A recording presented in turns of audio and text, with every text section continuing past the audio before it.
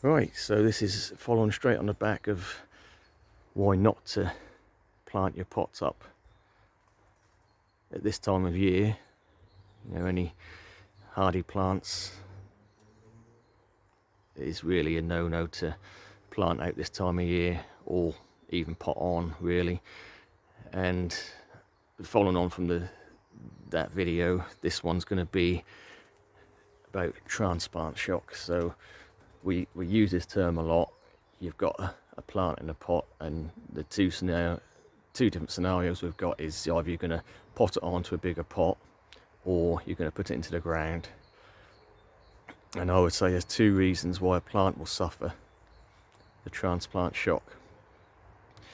And it's going to sound obvious, but you still have to take it into account, the fact that root disturbance is going to be the main killer of any plant. And a lot of plants are not that fussy. You can break through roots, but a lot of plants, you know, you can set them back and kill them just by breaking the wrong root, or, you know, pulling the roots about too much. And I've had it myself. I've had a cordyline in a pot growing away nicely. I thought I'll just pull it out of the pot and stick it straight in the ground. I wouldn't even know it's been moved. And as it's come out of the pot, the soil's broke away from the bottom and it's just snapped the tap root off. And that hasn't killed the plant, but it's set it back for a good year. So the first way to avoid transplant shock is definitely to be very careful with the roots. And like I say, some plants you'll probably want to fiddle about the roots, play with them and release them if they're sort of root bound in the pot. But when it comes to more sensitive plants, so you need to know what you're doing, how sensitive these plant roots are going to be. And I'll say most palms, definitely you definitely don't want to be playing about the roots. You don't want to disturb them in any way whatsoever. The exception to that is obviously if your roots are coming out the bottom of the pot, and the only option you really got to do with that is carefully cut the pot away without damaging them roots. So that's going to be the biggest thing that's going to set your plant back, is root disturbance. So number two, the second most common way to kill a plant by repotting it is the watering. So again, you've got to remember, a plant in a pot dries out a lot quicker than a plant in the ground. We know that. So when you do pot something up, obviously everyone waters something in straight away, and you know, you keep an eye on it. And if it's in a pot, we want to let it dry out 50% before we re-water.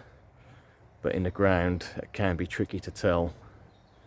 So if you're planting something, you know, if you're pulling it out of the pot, you've been really careful with the roots, you put it in the ground, backfilled it, put your compost or whatever in, and this is another thing, that compost can dry out a lot quicker than normal garden soil. So if you put compost around the bottom of the roots and then you're backfilled with garden soil, you potentially got a dry patch underneath, which could be an issue. But again, that's a case of regular watering. So the second thing that's going to kill your plant after root disturbance is going to be watering. So you need a regular watering regime, and that is really, to, in general at least, a new plant, depending on the time of year. This obviously summer, you maybe want to be watering it every day, every other day. If you're doing it early in the season, you probably get away with once a week, but it depends on your soil and how much rain, precipitation, whatever, how moist your soil is. So again, just a bit of forethought on.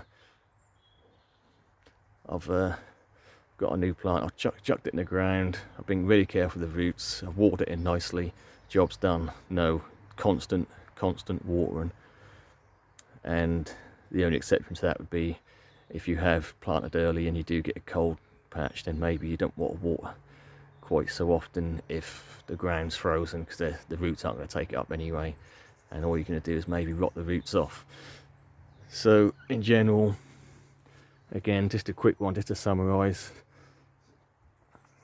transplant shock.